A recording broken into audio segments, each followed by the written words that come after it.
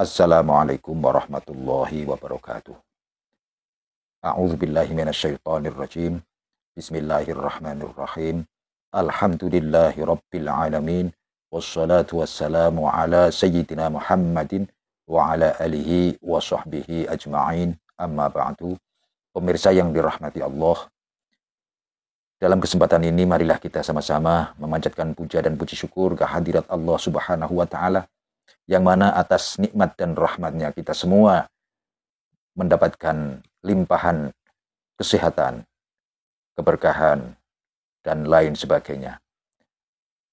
Pemirsa yang dirahmati Allah, marilah kita sama-sama ikuti tausiah mau'izatul hasanah, tambahan pelajaran dari Syekh Agus Kiai Haji Mukhlason Rosyid, pengasuh Pondok Pesantren Jaya Baru dari Bangsal Mojokerto. Selamat mengikuti. Tatkala hati umat manusia dalam keadaan gelap gulita yang disebabkan hati manusia dipenuhi oleh perkara-perkara yang disebut sebagai al-aghyar. Al-aghyar itu macem-macemi makhluk. Macem-macem gambar makhluk. Akhirnya keimanan hati seseorang itu pasti terhadap aghyar. Kalau suka, senang, mesti aghyar. Kalau bercinta, mesti terhadap aghyar. Intinya hati itu bergantung terhadap aghyar. Ini kalau zaman umatnya Nabi Musa itu disebut al-ijlah, al-ijlah. Menduakan Allah dengan sesuatu yang lain. Artinya di dalam hatinya itu pujaannya terhadap anak sapi. Zaman umat Kanjeng Nabi Muhammad sampai hari ini al-aghyar.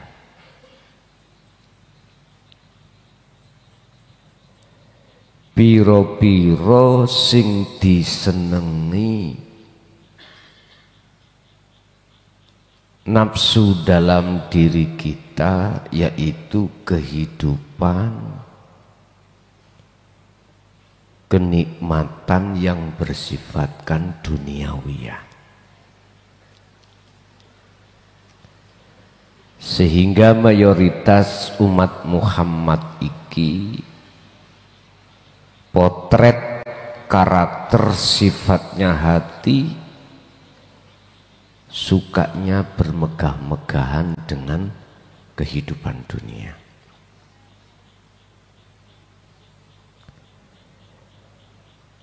Baik yang tingkat bawah, menengah ke atas pasti seperti itu. Tapi di situ wonten ada yang diistisnakan, dikecualikan. Siapa yang dikecualikan? Adalah golongan mereka wa minhum man hadallah. Golongan hati yang benar-benar siap menerima petunjuk dari Allah.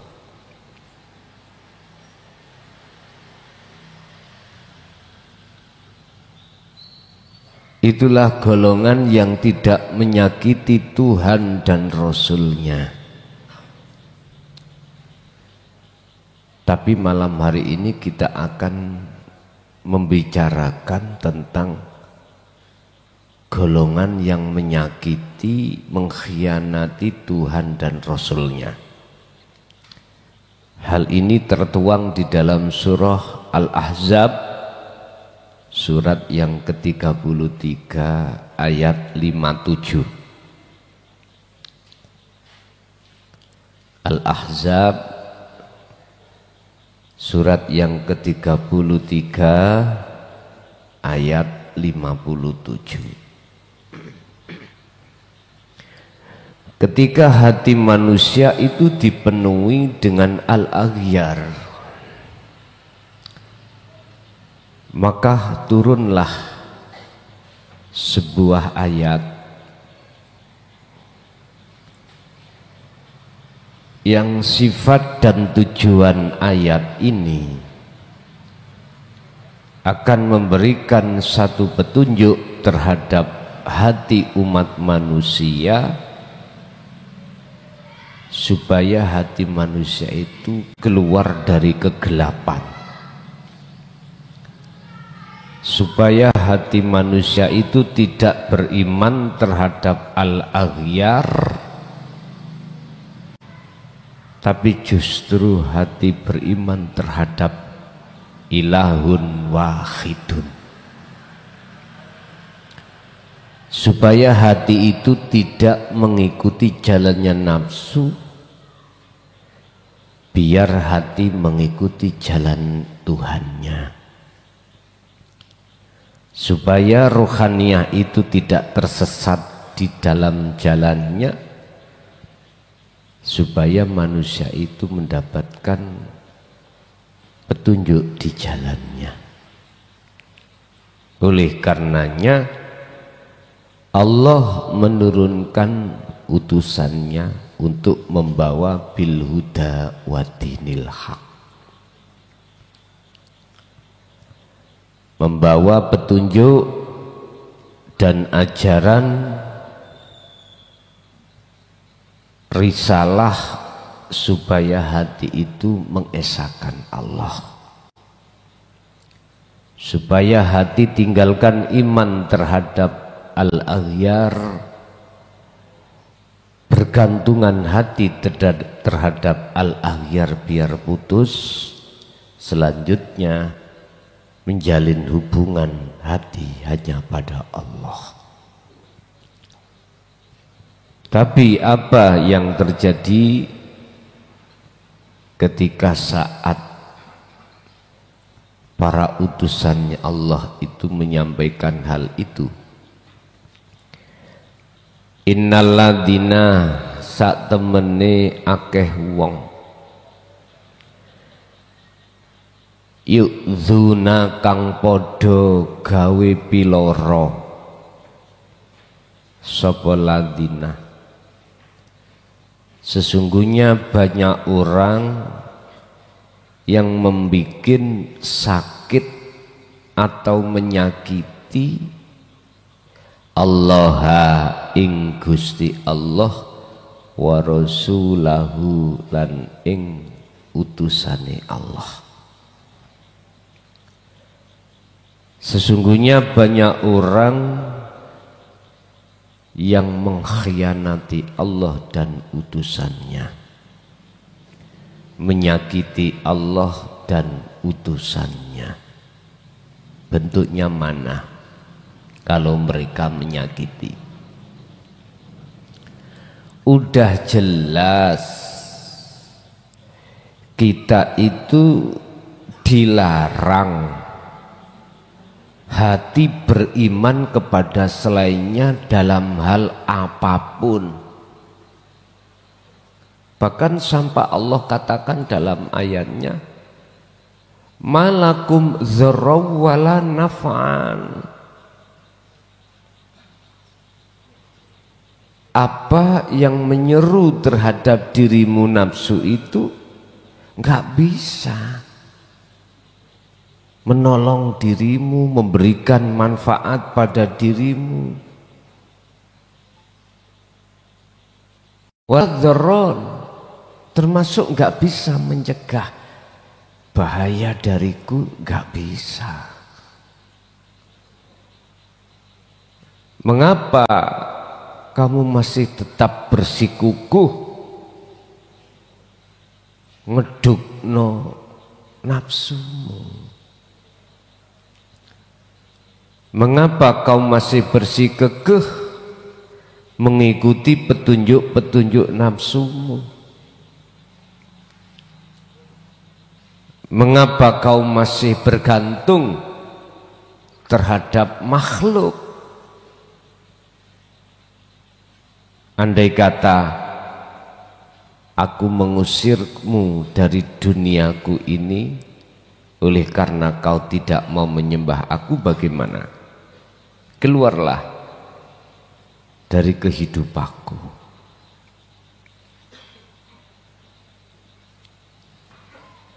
Bentuk orang yang menyakiti Tuhannya dan utusannya itu, satu sisi hati kita masih terus menerus mengadakan Tuhan selainnya.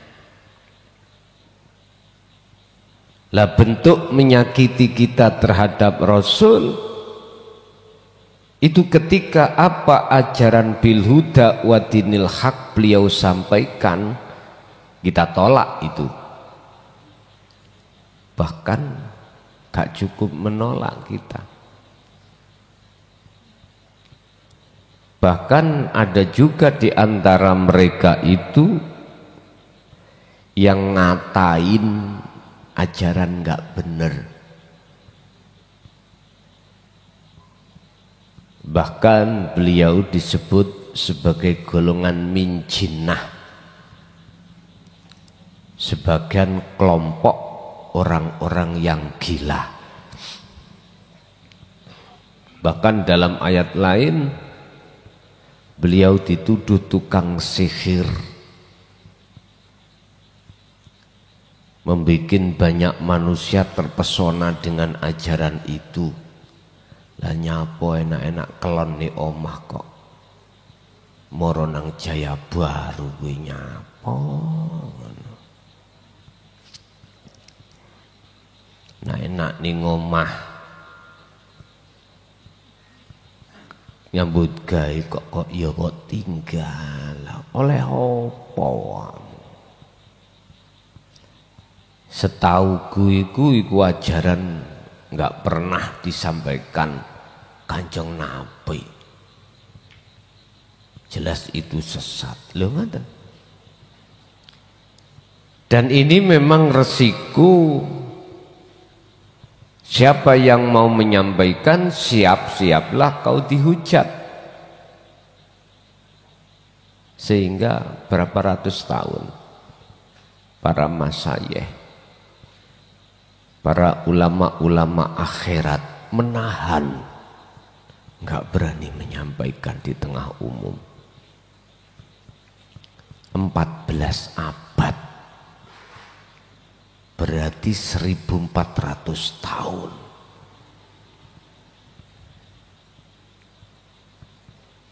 Itu nggak sedikit Pak, hitungan sakmuniku.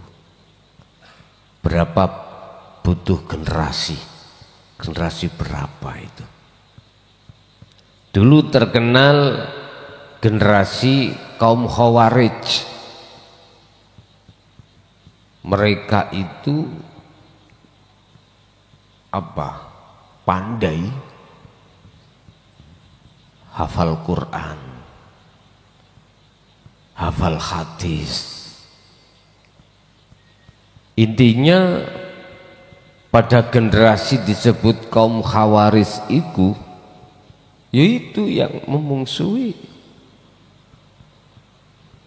sahabat Sayyidina Ali dan orang-orang yang mengikuti Sayyidina Ali. sampai sejarah yang tidak bisa terlupakan. Bahkan putranya Sayyidina Ali, bahkan putunya pun dihabisi, habis. Kalau zaman kita itu tidak disebut kaum Khawarij, disebut ahlul kitab. Ahlul kitab.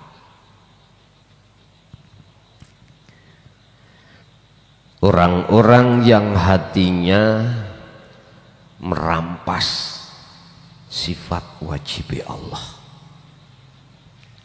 termasuk sifat wajib Allah ilmu, mengetahui, mengerti. Akhirnya isim fa'il di dalam aliman itu nafsunya sendiri, padahal itu sifat wajib Allah. Apa sih definisi sifat wajib itu? Sifat yang tidak boleh dimiliki selain Allah, nggak boleh. Contoh, ilmu, maknanya ngerti. Orangnya bisa disebut alim.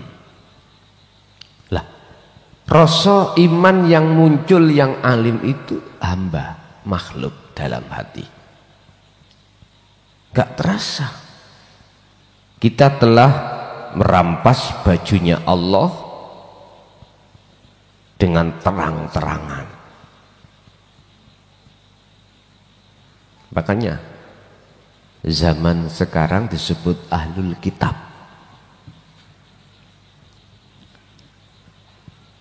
Pandai baca Quran, pandai baca kitab.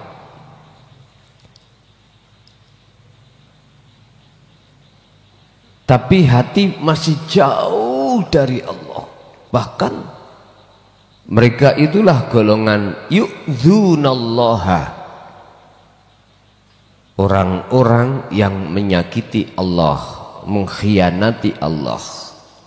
Kan sudah jelas. Hal-hal yang sudah menjadi baju Allah, hak Allah, jangan pernah kau haki sebagai milikmu.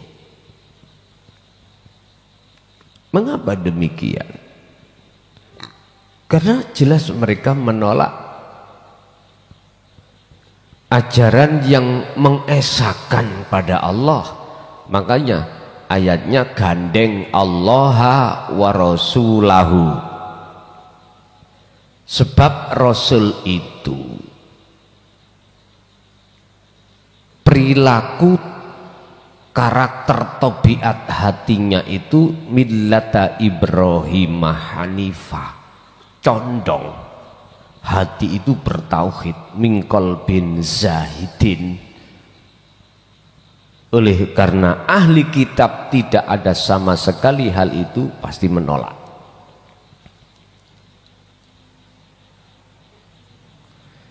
Yang kami sebut Rasul ini ada beberapa sisi. Sisi umum adalah mereka yang hatinya sudah nyata Al-Furqan. Apa Al-Furqan? Ayat-ayat yang tersirat, yang di dalam kandungan Qur'aniyah dan kauniyah. Tulisan itu Al-Qur'anul Karim dan alam iki Quran, apa namanya, Furqan, atau boleh dikatakan Al-Furqan adalah Al-Qur'anul Qadim. firman-firman Allah, wahyu Allah yang tak tertulis. Makanya pada saat beliau Kanjeng Nabi itu mengumumkan terhadap tokoh-tokoh ahli pikir zaman dulu, cara sakniki orang yang intelek, profesor, dokter, kaumku kafir Quraisy ngelumpukno, disuruh ngumpulkan jadi satu untuk membikin satu ayat aja yang bisa menyamai Al-Quranul Karim, nggak bisa. Karena apa? Karena setiap ayat itu secara tertulis disebut Qur'aniyah, di dalamnya itu kandungan, ada kandungan tersirat. Ini yang nggak bisa. Mengapa demikian? Karena hatinya dipenuhi dengan kenajisan al-aghyar tadi, ya nggak mungkin lah bisa masuk ke dalam, bukan alamnya.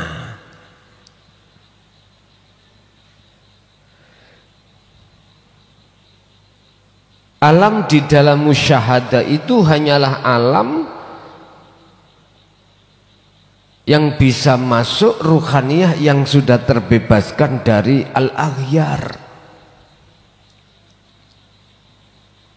Lah cara untuk menghilangkan al-aghyar, sekalipun itu yang menghilangkan Allah, etikanya Anda mendekat pada Allah. Lewat mana? Kan sudah diberikan oleh Allah jalan khusus untuk bisa masuk.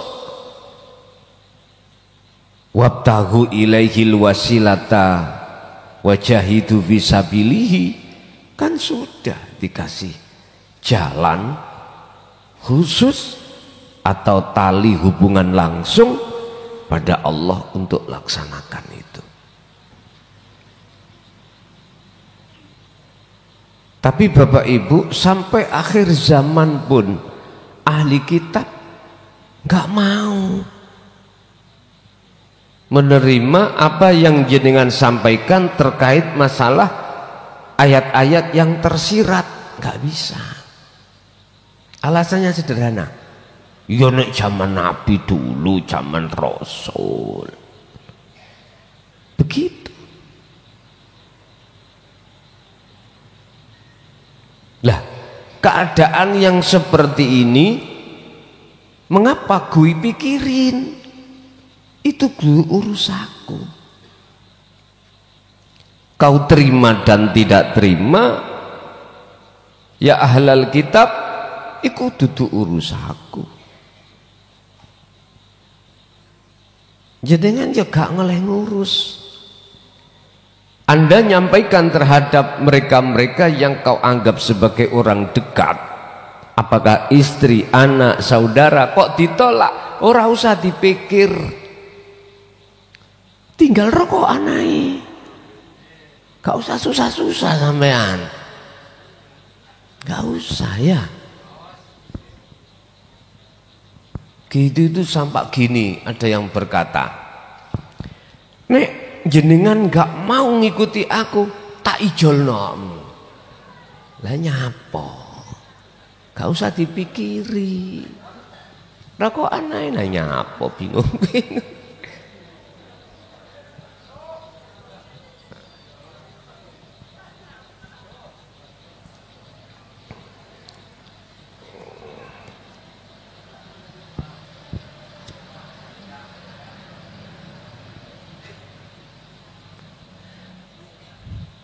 Sing membikin paham gak paham bukan kita. Wa ma arsalnaka illa mubasysyiran wa nadhiran. Panjenengan iku tugase mung nyampekno tok kabar baik. Ya ayyuhal hadirun, sisa umur Anda tak kasih tahu.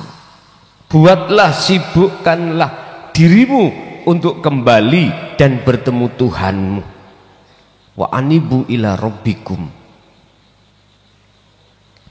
Siapa yang mau untuk laksanakan ini, qad aflahal mu'minuna alladzina hum fi salatihim khashi'un, sungguh bahagia. Kok ditolak? Gak usah pusing sampean. Gak usah pusing. Kayak ngombe kopi ae nyantai. Ujung ngono dawa bat. Celoko kamu kok celoko. Diguyu tumo amen. Engko nek dijawab ngene ya apa? Lah apa awakmu ngurusi urusan nasibku? Mlebu neraka ya tak lakoni dhewe. Kate ngomong apa awakmu? Lho wis meneng sampean. Wis. Terus sampean mojok ae nang kamar. Iya ya bener ya. Celaka ya gak melok ngrasakno sing kono dhewe. Apa? Lho wis sadar. Sekarang sondok penak Pak. Dulu po langsung ditangkap, ya, bahkan dibunuh.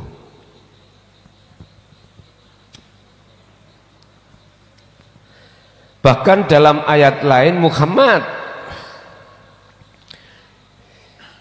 hatimu jangan berkecil hati, jangan susah, jangan sempit atas penolakan kaummu. Jangan.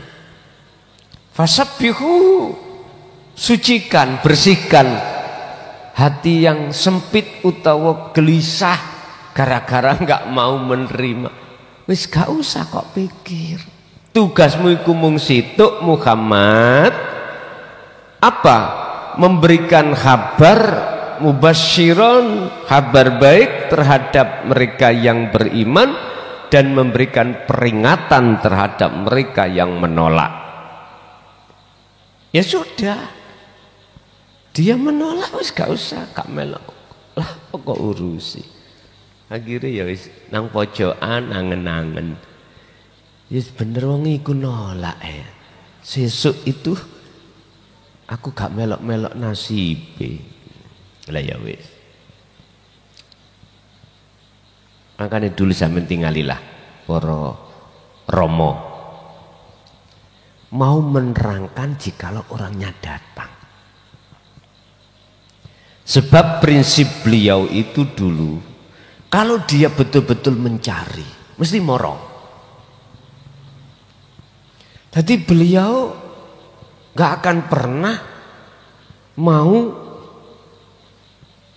menjelaskan itu di majelis-majelis taklim yang beliau undang. Enggak mau. Kalau dia hatinya cocok mesti moro. Ketika moro tak jelas no, enggak ada kontradiksi. Itu aja masih besik-besik. Ojo kondo-kondo ya. Bojomu ayo, ojo kok kandani. Sampai segitunya.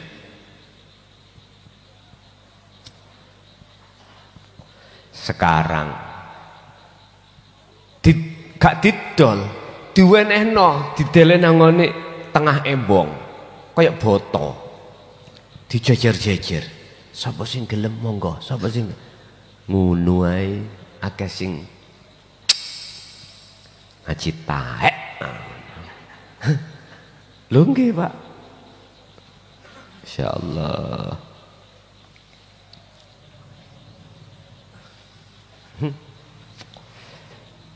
Terus aku nek dijauhi pendapat, ngapain gue pikirin? Lapo? Kalau saya sih jalan terus, wis ngono ae, ora usah bingung-bingung. Pun.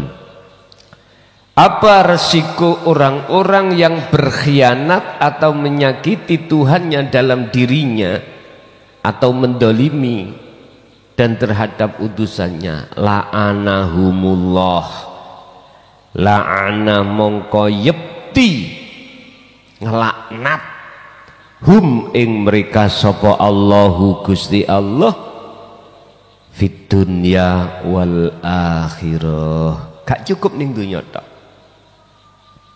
di akhirat. Bentuknya apa? Allah ngelaknat sing sugih ditambahi sugih, sing ngalim ditambah ngalime, sing rumangsa ahli ibadah disemangatno Allah tambah ibadah. Tapi nyun sewu, konteksnya secara dohir sing ngalim tambah ngalim iku rumangsono tambah gede. Mau cilik-cilikan diceluk ustad, munggah sedidik diceluk Gus, munggah titik yai, munggah titik mbah yai, munggah maneh kakek yai.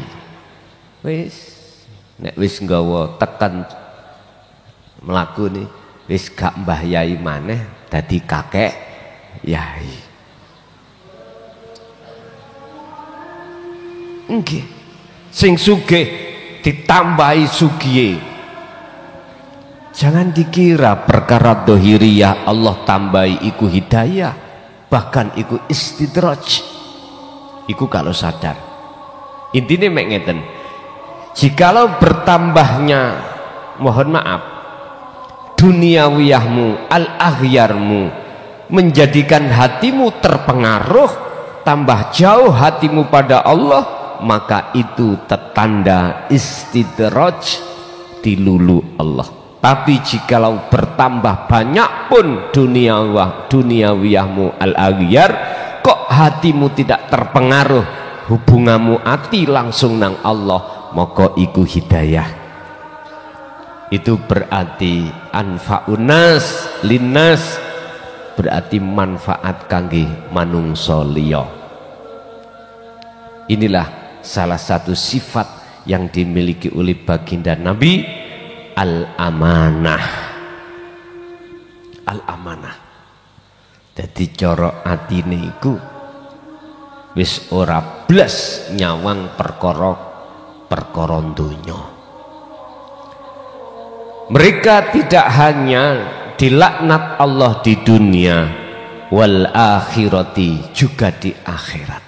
Iki Quran, ramain-main, tidak main-main, hukum tertinggi di dunia umat Islam. Nek sik ra percaya ya wis sak karepmu, wis kari ngono ae. Wa'adda lahum adabam muhina, wa'adda lan janji akeh sapa Allah atau nyiapake sapa Allah lahum maring mereka, nyiapake adaban ing siksa muhinan kang nglarakake. Di samping Allah melaknat, justru kalau Allah melaknat berarti seluruh penghuni langit itu juga melaknati. Allah menyiapkan siksa yang amat pedih. Dalam pandangan orang-orang syariat, siksa di sini adalah anar.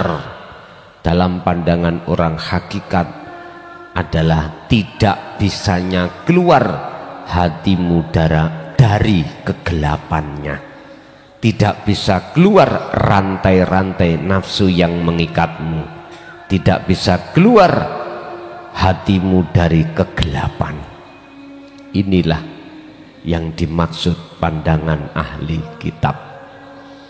Bapak Ibu hadirin jamaah rahimakumullah, sebagai kesimpulan, orang-orang yang masih bersikukuh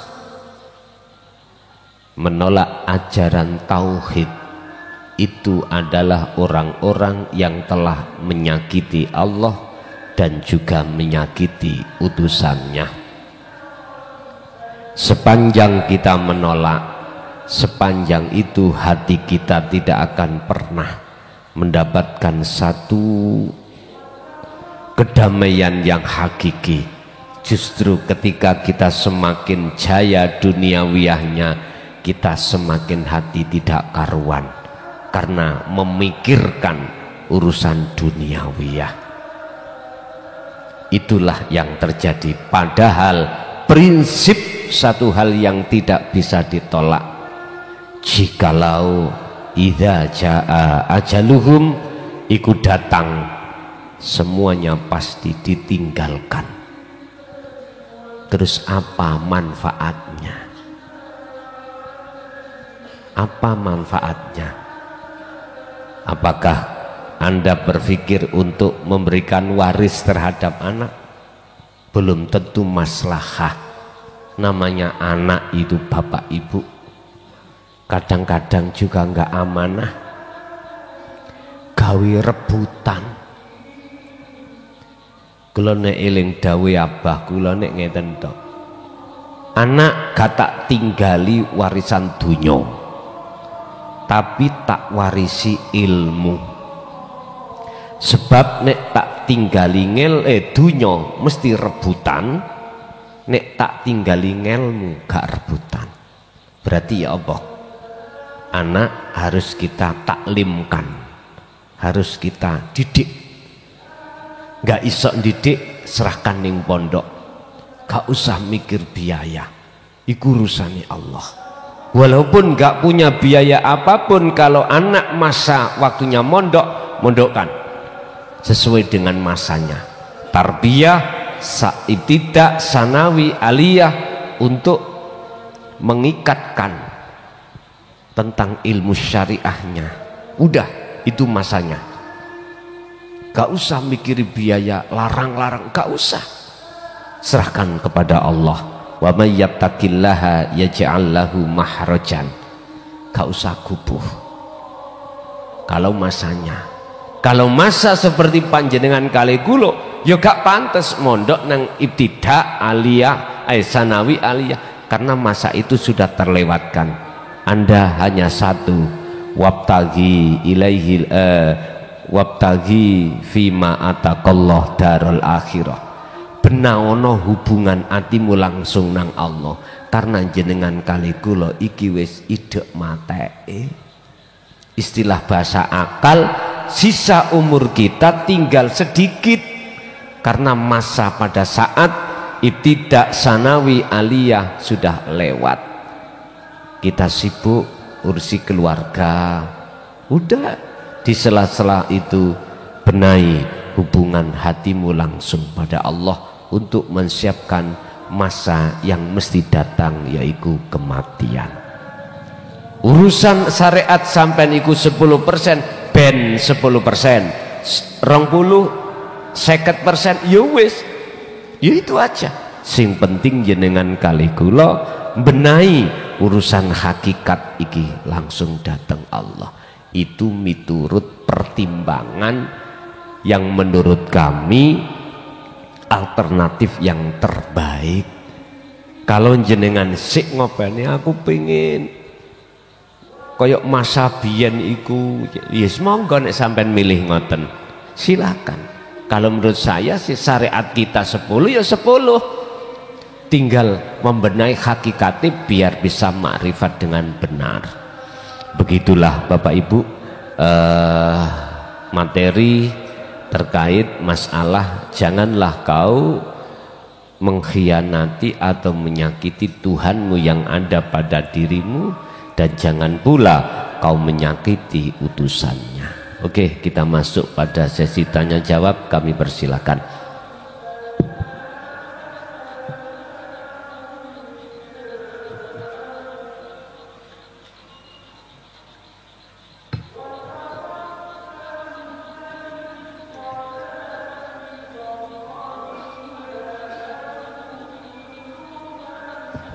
Untuk pengajian Ramadan Jumat Setrat awal, urusan puasanya Sabtu atau Minggu, pokoknya Setrat ngajinya hari Jumat malam Sabtu dimulai.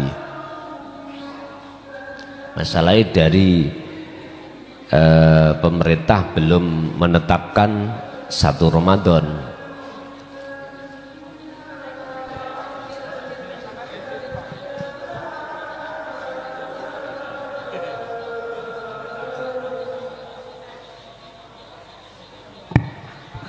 Assalamualaikum warahmatullahi wabarakatuh. Siapa manggil Pak Kiai? Manggil siapa? Pak Gus. Pak Gus, saya akan bertanya sedikit. Pertanyaan saya mungkin enggak berkaitan dengan ini, hanya saya akan menyampaikan alhamdulillah saya sudah sampai di Mojokerto ini. Saya dari Bandar Lampung berangkat kemarin. Bandar Lampung, Sumatera. Ya, Sumatera ya. Yang pernah nge-WA Pak Gus, saya dikasih alamat di sinilah. Ya. Saya terus terang aja, saya tahu dari YouTube. Udah lebih kurang hampir setahun ini saya mengikuti YouTube. Tapi mengikuti telah lewat.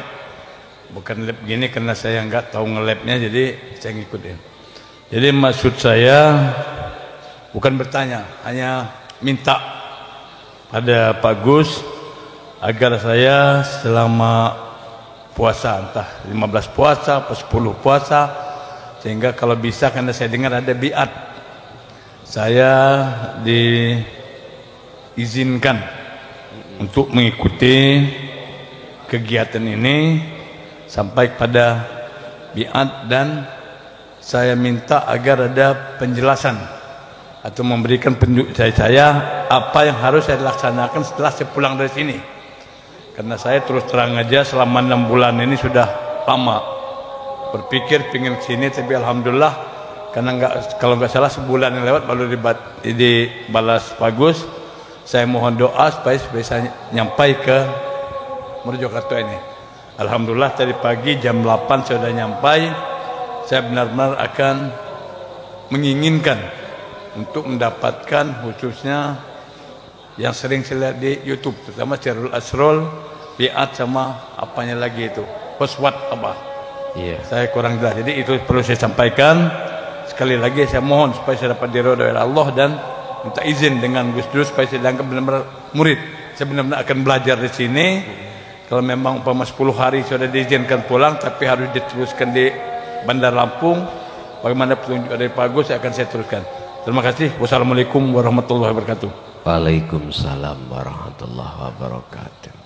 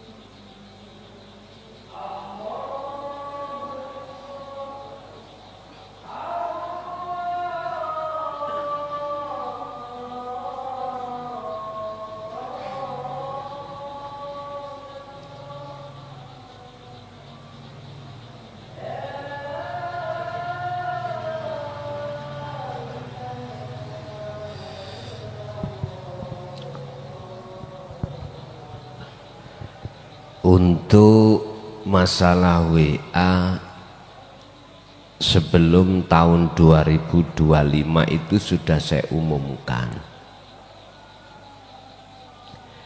Kalau kami abaikan tentang WA, telepon dan lain sebagainya. Mulai 1 Rajab kami tidak melayani WA ataupun telepon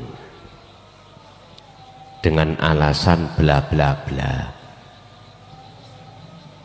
Wong sing masuk ngecat ke WA saya yang belum saya save itu muncul nomor aja nggak saya balas, cuman saya save gitu aja. Kecuali para pengurus di wilayah manapun, di daerah manapun yang berkonsultasi terkait masalah pengajian yang sudah kadung saya terima, baru itu tak layani. Jadi ya mohon maaf jikalau ada WA panjenengan yang tidak bisa kami terima atau telepon, mohon maaf. Bab masalah baiat dan penjabaran dengan komplit tentang masalah dzikir sirul asrar di dalam sasi Ramadan ini pasti kami lakukan. Entah nanti baiatnya ketemu di hari H plus berapa, kami pun belum mengerti, belum tahu. Saya ikuti aja nanti kode warid dari Allah untuk menyampaikan yang jelas. Selama kami masih diperintahkan untuk nulis kitab, selama itu nggak ada baiat kecuali sasi Ramadan. Tadi kesempatan hanya satu kali di bulan Ramadan, entah hari keberapa, yang jelas nanti paling tidak satu hari sebelumnya itu ada pengumuman di status kalau hari besok waktunya baiat. Boleh baiat dilakukan live mulai di rumah atau langsung di majelis, itu sama saja, boleh. Jadi Bapak dari Bandar Lampung tidak usah khawatir terkait permohonan Bapak tadi. Itu pasti nanti dibahas di bulan Ramadan. Nanti penak bahasnya itu tidak hanya sekedar mendengarkan suara, tapi jenengan juga melihat kitabnya. Tadi tanggal 26 ternyata informasi terakhir pihak pencetak baru bisa meluncur besok habis subuh. Ya sudah, nggak apa-apa, yang penting sebelum puasa itu sudah datang dan bisa kita kaji nanti di bulan Ramadan. Cuman susahnya nanti yang mengikuti live di rumah nggak bisa langsung itu melihat karena jaraknya berapa hari pengiriman kitab itu. Biasanya berapa hari nyampe? 2 hari? 3 hari? Ya tinggal pengurus nanti. Untuk tahap pertama terbatas, saya hanya mencetak 1000. Melihat permohonan yang begitu banyak seperti itu, perkiraanku kurang. Ya lihat aja nanti.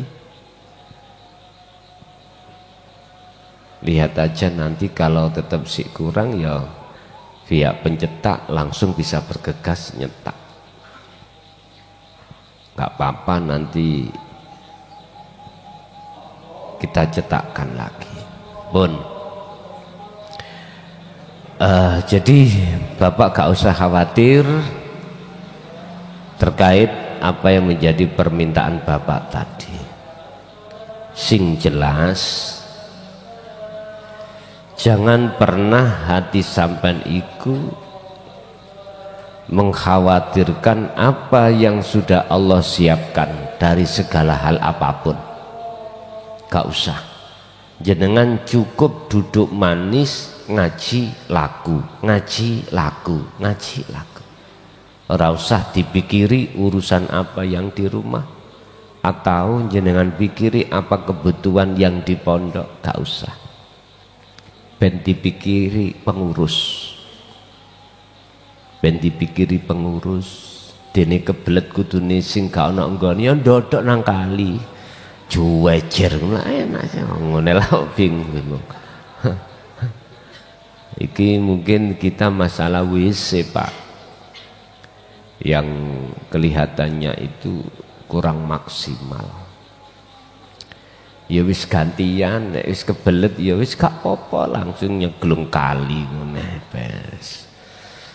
Nggih, ada lagi?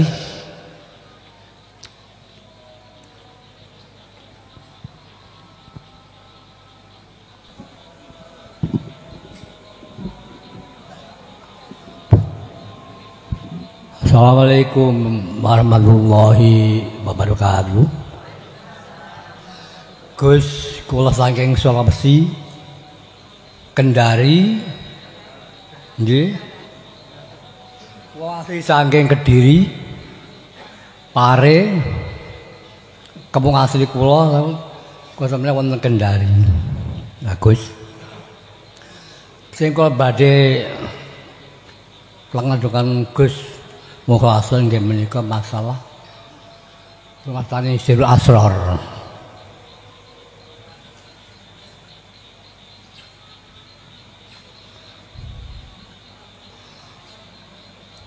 Kali kami kali Gus kula badhe nyuwun pangertosan dewan panjenengan masalah bilih kula kewonten masail nggih menika kula nanti dibelah ning kula semerap isi badan kula janten nyuwun panjenengan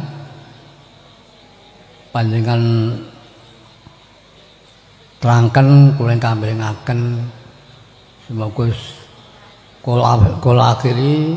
Wassalamualaikum warahmatullahi wabarakatuh. Waalaikumsalam warahmatullahi wabarakatuh.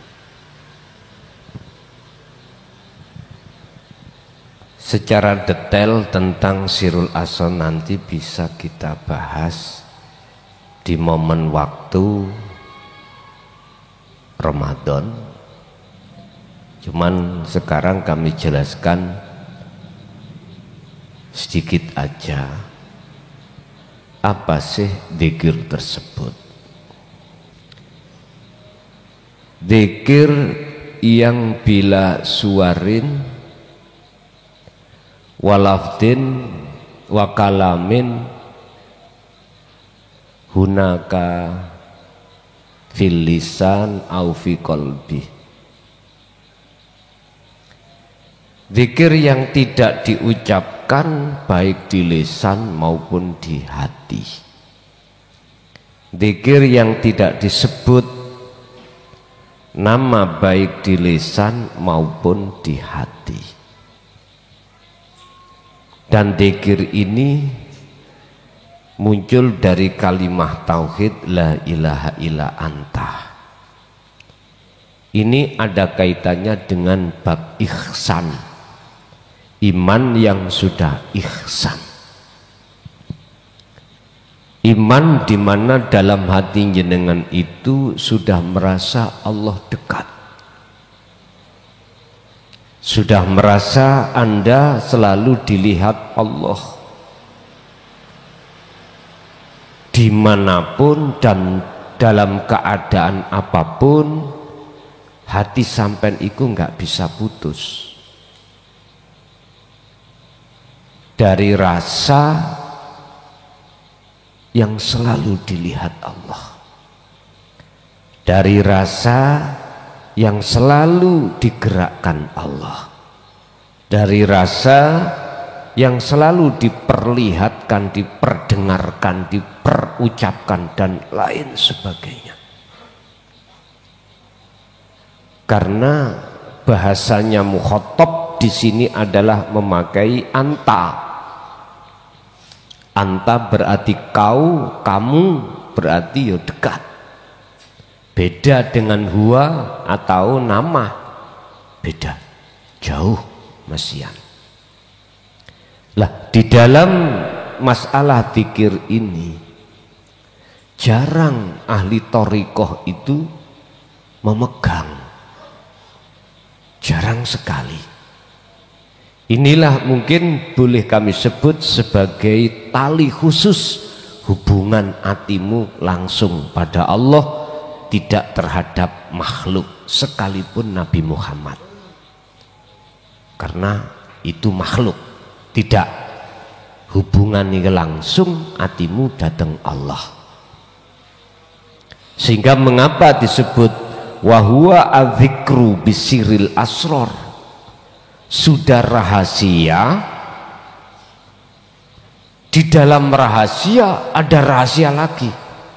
Makanya kitab yang kami luncurkan, yang kami launching ini berjudul Rahasia Jalan untuk Bisa Makrifat, dan isi di dalamnya itu bisa diterima oleh kalangan am, syariat maupun thariqah. Ini karena di dalamnya hujah kami 90% dari Al-Quran. Hadis kias, ijma kias itu mung 10%. Tapi saya kembalikan, percaya gak percaya dudu urusanku. Wis titik.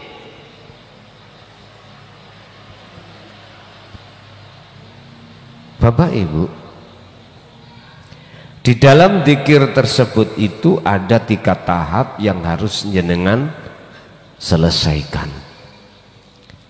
Pertama, mengasah rasa tadi yang kami sebut su'aul basyirah, membetulkan iman biar menjadi ihsan. Caranya bagaimana? Nanti kita jabarkan dengan detail. Intinya hatimu harus dzikron katsiron. Yang kedua, tahapan yang kedua di situ adalah ainul basyirah. Tahapan di mana jenengan siap menghadapi nur makrifat. Hatimu harus siap menghadapi nur makrifat. Biar gak kecewa tak kandani dhisik. Kalau nur makrifat itu sudah dinyalakan dalam hatimu, mesti kau gendeng. Wis, engko nek gendeng ya gak disalahno aku. Artinya gila, hatimu hanya gila pada Allah. Empun ditanggapi gila, ngami-ngami ning dalan mudamu, mboten niku gila yang kumaksud. Hatimu tidak bisa dipengaruhi al-aghyar. Sekalipun al-aghyar itu sebesar apapun, karena Anda memakai sistemnya ikan yang hidup di lautan, tidak pernah terpengaruh dengan asinnya air laut. Gak ada ikan yang hidup di laut itu ketika kita pancing, tangkap, kita makan terasa asin, gak ada. Semuanya terasa tawar. Beda dengan ikan tahu, ikan tempe, diwiyahi sedilut ngono ae, digoreng terasa asin. Disinilah Pak, Anda harus siap sehingga tonggo sampean itu sugih notok, hatimu nggak berpengaruh sekalipun Anda golongan orang miskin. Sekalipun jenengan ini melihat orang yang menyakiti dirimu, diberikan Allah nasib dohir iku enak. Lah kamu nasibe hancur, nggak terasa, terpengaruh hatimu. Isine hatimu guyang guyu. Kata orang syariat, jenengan gila. Guys, tahapan yang terakhir ketiga dalam zikir sirul asrar adalah hakul basirah. Ya sudah, iki umpama bangunan itu paku bumi sudah nancap dan tidak bisa diubah. Ada lindu, ada gempa, enggak menjadikan robohnya satu bangunan karena kokohnya paku bumi. Tahu paku bumi ya? Ya itu tidak akan, apapun besarnya badai yang datang, pengaruh apapun enggak menjadikan bangunan itu ambruk karena sudah hakul basirah. Iki gendenge wong gendeng, wis gendenge wong gendeng. Makanya disebut hakul basirah, di mana hati Anda sudah tidak keluar makhluk apapun, enggak keluar. Yang keluar cuman aku Allah. Wis. Satu. Nomor dua, tentang masalah apa rahasia di balik semua diri ini. Kemarin sudah kami bahas. Finnasi iku ing dalem manungsa. Ai kaunul mukawwanat, di dalam diri makhluk dan beberapa makhluk. Syai'un utawi ono sesuatu. Khafiyun kang alus. Khafiyun kang rahasia. Di balik kita semua itu Pak, ada sesuatu yang rahasia. Siapa? Wahuwa wujudullahi ta'ala. Dialah wujudnya Allah, bukan nama, bukan sifat. Lah, Anda digodok, dibimtek di dalam sasi Ramadan ini dalam rangka adalah man arafa nafsahu faqad arafa rabbahu. Mengenal dan menemui syai'un tadi yang di belakang Anda, di balik diri Anda, itulah yang Anda temui nanti. Inilah yang dalam Al-Quran disebut liqa, bertemu. Wa man kana yarju liqa'a rabbih, barang siapa yang dalam hatinya ada keinginan untuk bertemu terhadap yang rahasia itu, ngaji yo bimtekosik. Bagaimana caranya untuk menemui Allah di dalam diri Anda? Dengan begitu Anda akan tahu siapa Anda nanti. Sebagai status Anda itu siapa.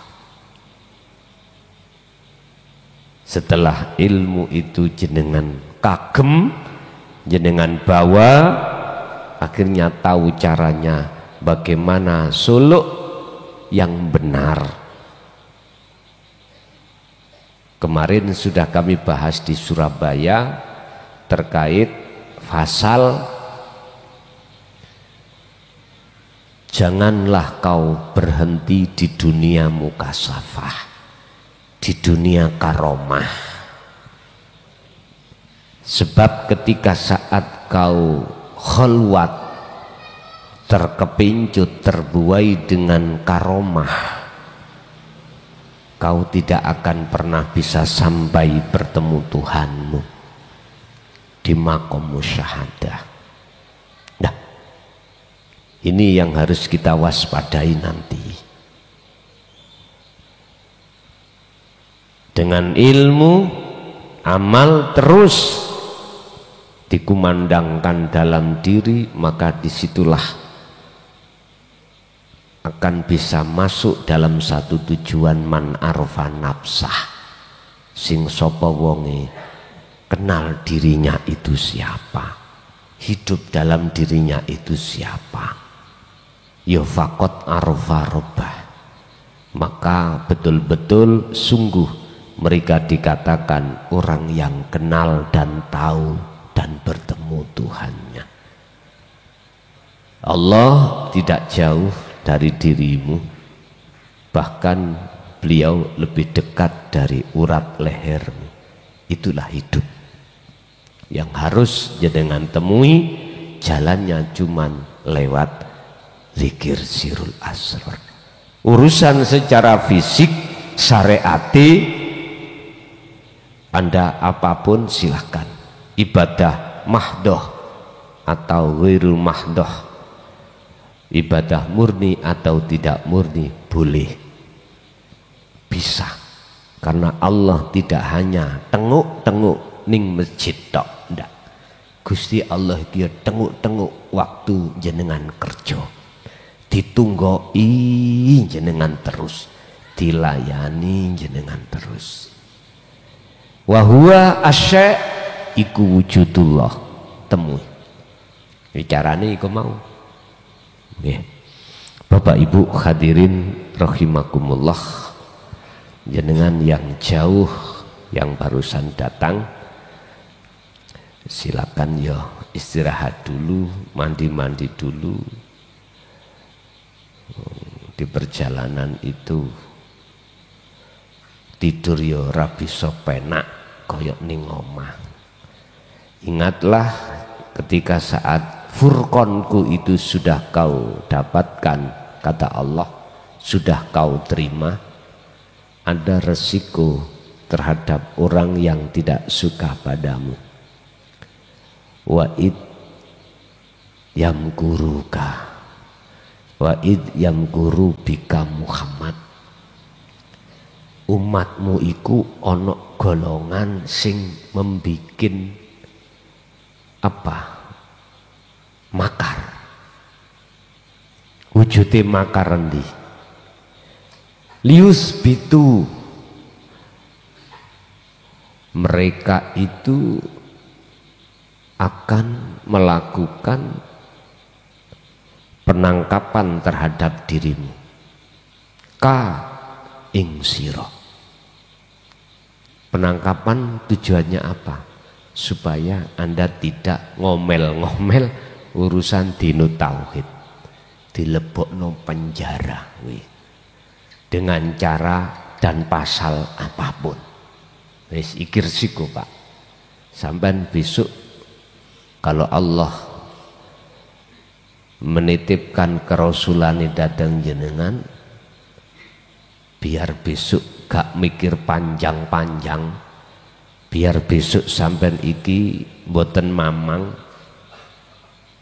terus ke depan. Sekarang dikasih tahu, jikalau kau tidak dipenjarakan, ada lain lagi, yaktuluka. Jadi ada segerombolan yang ingin membunuhmu. Sampeyan gak usah ngepir, gak usah takut, mati pun besok ya akan mati. Wis ta jarno ae, aja diapa-apano, mesti matek-matek dhewe. Gitu ya. Heeh. Wayat duluka, iki bentuk karakter dirimu dibunuh. Bagaimana Anda tidak berlaku seperti itu? Kalau bahasa syariat yaktuluka, iya dibunuh, jenengan dihilangkan dari dunia. Atau wayukhrijuka, Anda diusir. Diusir dari kampung halaman jenengan. Ini paling ringan Pak. Terus apakah aku harus melawan? Jangan. Menengoy koyok watu. dikum gak teles dipe gak garing. Kayak gregeten dewe. Artinya disuruh keluar dari kampung wis gak usah jawab menengai. Satu sisi jenengan harus tahu semua itu yang ngatur adalah Allah. Wayam gurullaha wallahu khairul makirin. Ingat, di situ ada jaminan Allah. Apa? Gak akan hal yang menyakitkan itu betul-betul akan terjadi. Artinya orang-orang yang membuat makar terhadap ajaranmu, Allah nanti yang akan memakar pada mereka.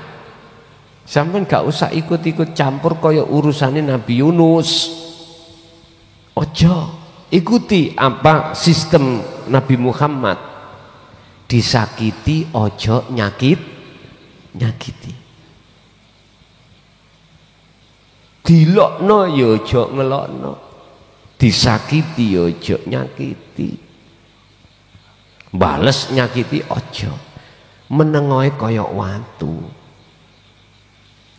Sampeyan lihat, sing sakit itu bukan batunya, sing mukul. Gak percaya, niku ono tembok. Sampeyan tempelin tembok, sing lara sapa? Sampeyan dhewe. Cuman pertanyaannya bagaimana cara saya ingin jadi tembok?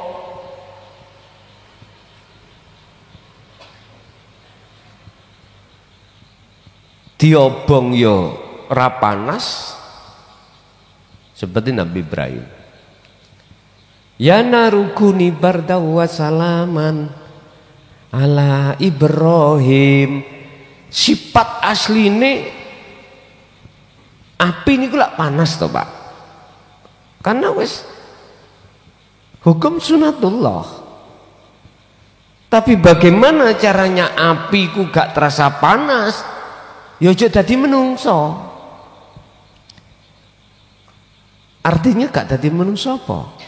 Letakkan sifat hakikati manusia pada manusia dan letakkan sifat hakikati Allah pada diri Allah.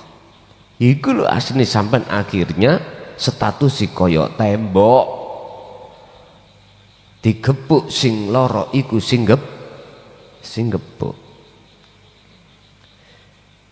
Dikira wong ngelokno wong niku mboten nenten hitungane ngono ah. Lho ana hitungane, Pak. Orang yang berbuat yang bersifat kan menyakiti orang lain, itu sama halnya Anda ini telah menanam satu biji. Dan yang menuai atau yang mengunduh ya siapa yang menanam. Lambat atau cepat itu pasti akan datang. Sebaliknya, siapa yang menebarkan kebagusan pasti akan ketemu buahnya. Ya udah. Dan ini sudah menjadi hukum ketetapan Allah. Makanya mengapa Gusti Allah itu kok ya memberikan hukum dua antara jasmaniah dengan rohaniah. Dan ini hukum dua juga saya bahas dalam kitab itu. Hukum jasmaniah itu syariat, hukum rohaniah itu hakikat. Jikalau keduanya Anda mengharapkan fid dunya hasanah wa fil akhirati hasanah, ya ini. Akhirnya nanti disimpulkan dunia itu tidak menjadi dunia bagimu, dunia itu menjadi akhirat. Qala Nabi ad-dunya mazra'atul akhirah. Pun ngoten mawon. Al-Fatihah. Bismillah. Akhirul kalam, assalamualaikum warahmatullahi wabarakatuh. Pemirsa yang dirahmati Allah, begitu tadi uraian dari Gus Mukhlason Rosid. Semoga apa yang disampaikan bisa menjadikan tambahan ilmu bagi kita semua, yang akhirnya apa yang kita lakukan, utamanya dalam masalah ibadah, menjadi sempurna. Demikian dari kami, kurang lebih mohon maaf. Assalamualaikum warahmatullahi wabarakatuh.